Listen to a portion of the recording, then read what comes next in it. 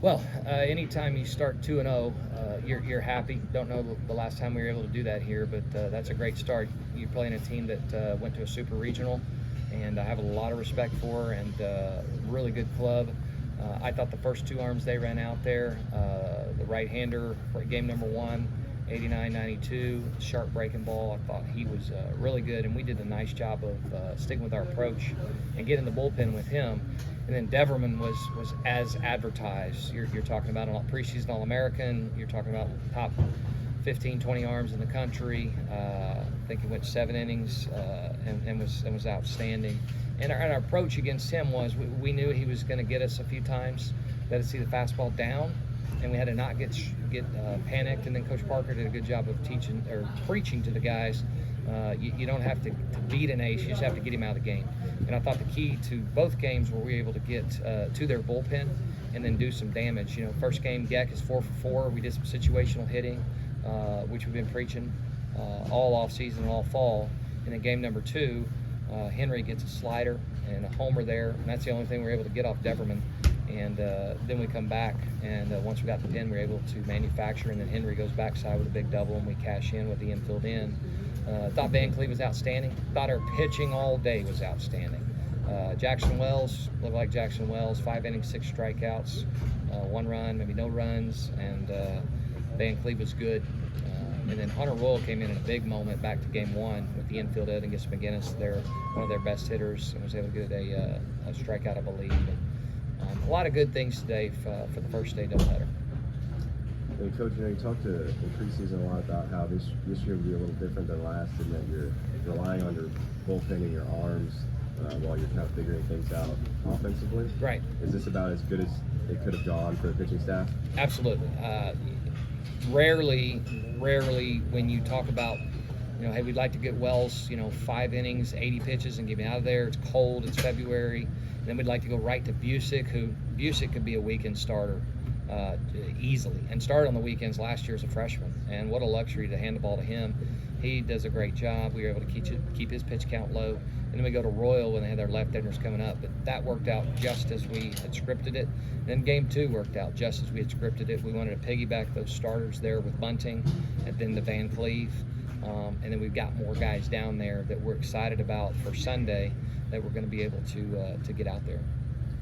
How much momentum did that give you to win the game like that, then going into the second game? A ton of momentum. I've always said and been taught doubleheaders in Division I are very difficult to win. One of those games is always going to be close, you feel like, in a doubleheader. But when you're down by 3 runs going into the 9th inning, 2 runs, and you're able to put up 3 by manufacturing, first of all, with a new team and new position players, they always wonder, can we mount a comeback? Are we good enough to come back?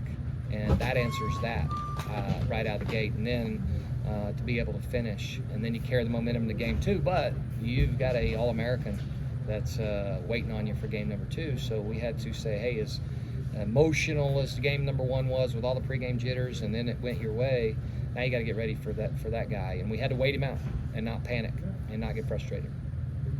Then a few big offensive performances as well. Obviously, Sure. Geck 4 hits in game 1, a couple singles for Seguin in game 2, and then a big swing from Henry. And you said that at the beginning of the season you'd kind of be figuring things out on offense. How much did you figure out about the lineup in terms of any changes going into Sunday, you think, or too early?